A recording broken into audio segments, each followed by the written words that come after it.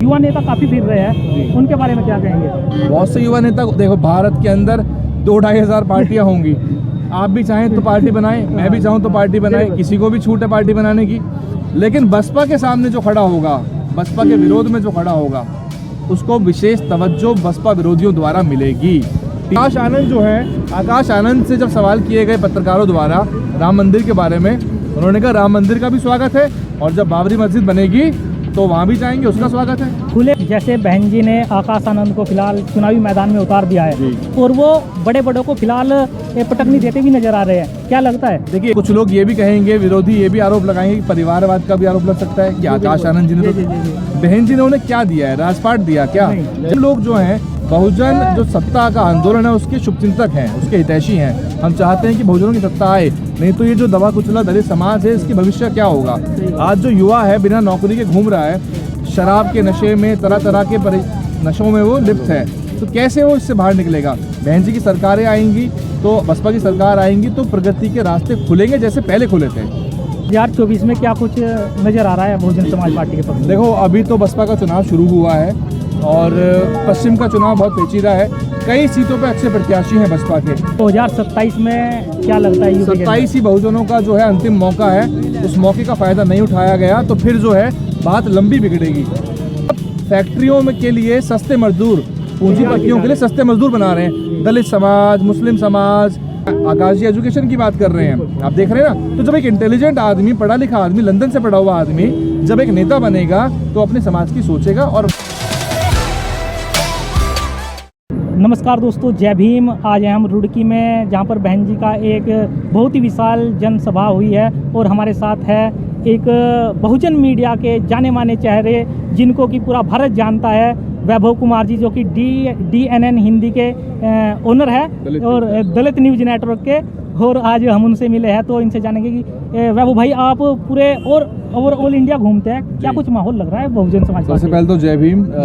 चुनाव जो है बहुत जल्दी शुरू होने वाला है, 19 तारीख को वोट पड़ेंगे पहले चरण के। देखिए, पश्चिम का जो चुनाव है उत्तर प्रदेश का, वो घमासान वहीं चल रहा है और BSP ने जो प्रत्याशी हैं वो बहुत ही ज़बरदस्त तरीके से उतारे हैं। BSP के प्रत्याशी उतारने से ही जो समाजवादी पार्टी है वो परेशान है। समाजवादी पार्टी मुसलमानों का वोट चाहती है लेकिन नुमाइंदगी नहीं देना चाहती।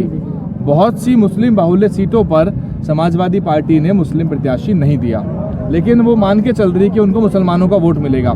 लेकिन अभी मुस्लिम समाज के ऊपर है कि वो कब तक एक पार्टी के बन के रहेंगे। जबकि अखिलेश यादव जो हैं बाबरी मस्जिद के मुद्दे पर कुछ नहीं बोल पाते हैं, चाहे मुसलमानों के हक अधिकार की बातें हों या बड़े मॉब लिंचिंग की बातें हों या फिर आजम खान वाले मुद्दे पर। अब आजम खान उनको तब याद आए जब चुनाव आ गए थे ना भी मुलाकात करने के लिए। तो ये सारे मुद्दे हैं। जबकि आकाश आनंद जो है, आकाश आनंद से जब सवाल किए गए पत्रकारों द्वारा राम मंदिर के बारे में, उन्होंने कहा राम मंदिर का भी स्वागत है और जब बाबरी मस्जिद बनेगी तो वहाँ भी जाएंगे, उसका स्वागत है। खुले मन से तो आकाश आनंद जी ने कल भी बोला है कि हमें खुशी होगी कि बाबरी मस्जिद जब बने तो उसका भी स्वागत होगा। बसपा वास्तविकता में धर्म की राजनीति नहीं करती, बसपा सर्व समाज, बहुजन समाज की राजनीति करती है और उसमें द्वेष की भावना किसी के प्रति नहीं। अगर दलितों का, मुसलमानों का विशेष ध्यान रखा जाता है नुमाइंदगी में, तो ऐसा नहीं है कि जो अपर कास्ट समाज है उसके प्रति कोई दुर्भावना है। बसपा की पार्टी में इस वक्त, आपको पता है पश्चिम में इस वक्त द्वंद क्या है? पश्चिम में द्वंद है कि जो राजपूत क्षत्रिय वोटर है वो भाजपा से नाराज चल रहा है। बसपा ने राजपूत समाज को भी सम्मान दिया है। बसपा ने गौतम बुद्ध नगर की सीट से सोलंकी साहब को मैदान में उतारा है, गाजियाबाद से पुंडीर साहब को उतारा है, कैराना से श्रीपाल राणा को मैदान में उतारा है, कानपुर से भदौरिया साहब को उतारा है। तो बसपा किसी की जाति धर्म समुदाय नहीं देखती है, वो सबको उनकी प्राथमिकता, उनके मेरिट के आधार पर टिकट देती है, नुमाइंदगी देती है। बसपा की जब राज्यसभा भेजने की बारी आई है तो बसपा ने दलितों के साथ साथ मुस्लिम समाज को भी, मुनकात साहब हो गए और उससे पहले आप देखेंगे अगर लोकसभा की बात है अकबर अहमद डंपी, तो बसपा का जो कैबिनेट भी देखेंगे ना 4 सरकारों का, उसके कैबिनेट में सब सरकारों की भागीदारी है। तो बसपा सबको साथ लेके चलने में विश्वास करती है। जैसे अभी आप नागपुर होकर आए, क्या माहौल लग रहा है? नागपुर में ज़बरदस्त माहौल है। नागपुर जो है बाबा साहब की धरती है, धम्म भूमि है। बाबा साहब ने मनुवाद को सबसे बड़ी जो एक तरह से ललकारा था वो नागपुर जाके ललकारा था, और वो आपको मालूम है किस लिए? क्योंकि नागपुर जो है एक और कारण से भी जाना जाता है, इसलिए बाबा साहब वहाँ गए थे और बाबा साहब ने धम्म दीक्षा कार्यक्रम के लिए नागपुर चुना था। हालांकि बाबा साहब उससे भी बड़ा धम्म दीक्षा कार्यक्रम करना चाहते थे, लेकिन बाबा साहब हमारे बीच में नहीं रहे बहुत लंबे समय तक उसके बाद, नहीं तो बाबा साहब करोड़ों लोगों के साथ धम्म की दीक्षा लेते और बाबा साहब का जो इशारा था, हालांकि समाज उस पर बड़े पैमाने पर चला नहीं। जैसे बहन जी ने आकाश आनंद को फिलहाल चुनावी मैदान में उतार दिया है जी। और वो बड़े बड़ों को फिलहाल पटकनी देते भी नजर आ रहे हैं, क्या लगता है? देखिए अभी लंबी दौड़ है, लेकिन आकाश आनंद की शुरुआत बिल्कुल सही है और आकाश आनंद जी पोटेंशियल वाले नेता हैं। अब कुछ लोग ये भी कहेंगे, विरोधी ये भी आरोप लगाएंगे कि परिवारवाद का भी आरोप लग सकता है कि आकाश आनंद जी ने तो बहन जी ने उन्हें क्या दिया है, राजपाट दिया क्या? जब मुख्यमंत्री थी तो तब उनको या फिर राज्यसभा भेज, संघर्ष में निकाला है उन्होंने। अभी राज्यसभा सांसद भी भेजने का मौका था, जो आखिरी राज्यसभा सांसद वर्तमान में है और रामजी गौतम साहब। बहन जी का मन होता तो बहन जी आकाश आनंद को भेज देती, बिल्कुल कोई मना करता उनको? कोई मना नहीं करता ना। बहन जी ने उनको संघर्ष दिया है। पार्टी अपने कठिनतम दौर से गुजर रही है, पार्टी के प्रति चौतरफा षड्यंत्र भी हो रहे हैं और पार्टी कुछ पुरानी पद्धतियों में फंस गई है। मैं इस बात को लगातार अपने चैनल के माध्यम से उठाता हूं कि चुनाव लड़ने का तरीका बदल गया है, सोशल मीडिया की रिलेवेंस बढ़ गई है, हर हाथ में फ़ोन है, इसीलिए कंटेंट जो है वो बहुत महत्वपूर्ण होता है। फिलहाल तो आप देख रहे हैं कि एक्टिव है सोशल मीडिया पर आकाश आनंद, छोटी छोटी क्लिप भी बना रहे हैं और जो लाइव टेलीकास्ट हो रहा है वो भी हो रहा है। अगर आप मेरी पुरानी वीडियो लगातार देखते आए हैं, हाँ, बिल्कुल तो मैंने बहुत सारे आपने काफी उसके बाद मैंने बहुत सारी चीजें ये विश्लेषण के रूप में पॉइंट वाइज दी थी। आकाश आनंद जी, मैं ये नहीं कह रहा हूँ कि उनकी टीम इंटेलिजेंट नहीं है, उनकी टीम बहुत इंटेलिजेंट है। Akash Anand ji is very intelligent, लेकिन वो ऑब्जर्वेंट भी हैं। इंटेलिजेंट व्यक्ति वो होता है जो चारों तरफ आंखें खुली रखता है, जो अपने एनवायरनमेंट से सीखता है। हम लोग जो हैं बहुजन जो सत्ता का आंदोलन है उसके शुभचिंतक हैं, उसके हितैषी हैं। हम चाहते हैं कि बहुजनों की सत्ता आए, नहीं तो ये जो दबा कुचला दलित समाज है इसके भविष्य क्या होगा। आज जो युवा है बिना नौकरी के घूम रहा है, शराब के नशे में, तरह तरह के नशों में वो लिप्त है, तो कैसे वो इससे बाहर निकलेगा? बहन जी की सरकारें आएंगी तो बसपा की सरकार आएंगी तो प्रगति के रास्ते खुलेंगे जैसे पहले खुले थे। जो यहाँ पर फिलहाल देखा जा रहा है कि जैसे कि आकाश आनंद है और युवा नेता काफ़ी फिर रहे हैं, उनके बारे में क्या कहेंगे? बहुत से युवा नेता, देखो भारत के अंदर 2-2.5 हज़ार पार्टियाँ होंगी। आप भी चाहें तो पार्टी बनाएं, मैं भी चाहूँ तो पार्टी बनाएं, किसी को भी छूट है पार्टी बनाने की। लेकिन बसपा के सामने जो खड़ा होगा, बसपा के विरोध में जो खड़ा होगा, उसको विशेष तवज्जो बसपा विरोधियों द्वारा मिलेगी। टीवी की मीडिया उसे विशेष तवज्जो देगी, स्पेस मिलता है उसको। काशीराम साहब ने मीडिया के बारे में क्या कहा था कि ये जो मीडिया है कभी आपकी नहीं हो सकती। जब बदतमीजी उनके साथ हो रही थी तो उन्होंने थप्पड़ तक मार दिया एक पत्रकार को, है ना। और आप ये देखें कि थप्पड़ लगने के बाद कितना मुश्किल। लेकिन जो बसपा को नहीं दिखाती मीडिया, बसपा को इग्नोर करती है, अब तो उनकी मजबूरी है कि आकाश आनंद जी ने जिसे कहते हैं गर्दा उड़ा दिया। जब गर्दा उड़ा दिया तो भाई दिखाना ही पड़ेगा आपको, है ना। नहीं तो वो मीडिया जो है बसपा के विरोधियों को हमेशा हवा देती है।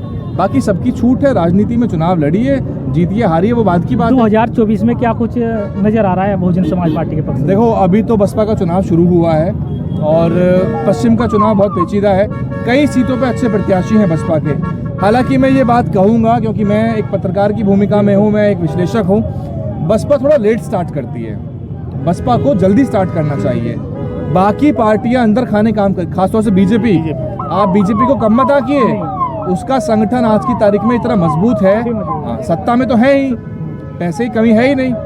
वो बहुत मेहनत भी करते हैं, गांव-गांव तक जाते हैं। उनके जो आला नेता है ना, वो घर घर जाके दरवाजा खटखटाते हैं। आपने देखा होगा अमित शाह पश्चिम में, चाहे वो मीडिया के लिए करें पर कर तो रहे हैं। तो बसपा को जल्दी स्टार्ट करना होगा। और प्रत्याशी चयन, बसपा का पहले ट्रेंड था कि 6 महीने पहले प्रत्याशी फाइनल हो जाया करते थे।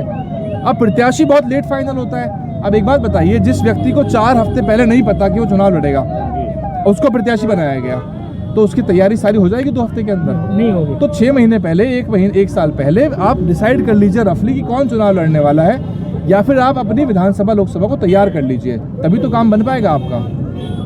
2027 में क्या लगता है? 27 ही बहुजनों का जो है अंतिम मौका है। उस मौके का फायदा नहीं उठाया गया तो फिर जो है बात लंबी बिगड़ेगी।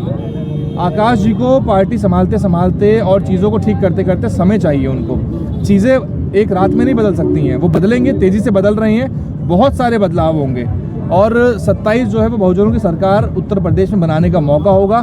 दलितों ने सबको देख लिया, मुसलमानों ने सबको देख लिया और सब परेशान, गाड़ियाँ दौड़ेंगी ना। अब आम आदमी को क्या चाहिए? रोजगार, शिक्षा, स्वास्थ्य। अभी आप अपने यहाँ के सरकारी स्कूल में जाइए, वहाँ के 12वीं क्लास के बच्चे से पूछिए कॉमर्स के कि उसको डबल एंट्री बुक कीपिंग आती है, अकाउंटेंसी आती है, बिजनेस स्टडीज, इकोनॉमिक्स आती है। तो आप फैक्ट्रियों में के लिए सस्ते मजदूर पूंजीपतियों के लिए सस्ते मजदूर बना रहे हैं। दलित समाज, मुस्लिम समाज, बाकी जो अल्पसंख्यक है और जो गरीब तबका है वो मजदूरी करेगा, या तो जमींदारों खेतों में करेगा या पूंजीपतियों की फैक्ट्री में करेगा। स्किल डेवलपमेंट तो है ही नहीं। तो एजुकेशन, आकाश जी एजुकेशन की बात कर रहे हैं, आप देख रहे हैं ना। तो जब एक इंटेलिजेंट आदमी, पढ़ा लिखा आदमी, लंदन से पढ़ा हुआ आदमी जब एक नेता बनेगा तो अपने समाज की सोचेगा, और वो हर तरह से परिपूर्ण है। वो चाहें तो राजनीति ना भी करें, लेकिन वो फिर भी समाज के लिए राजनीति में कूदे हुए हैं।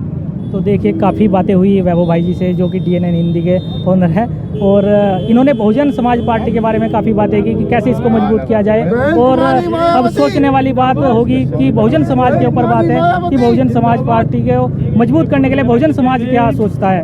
और बहुत बहुत धन्यवाद।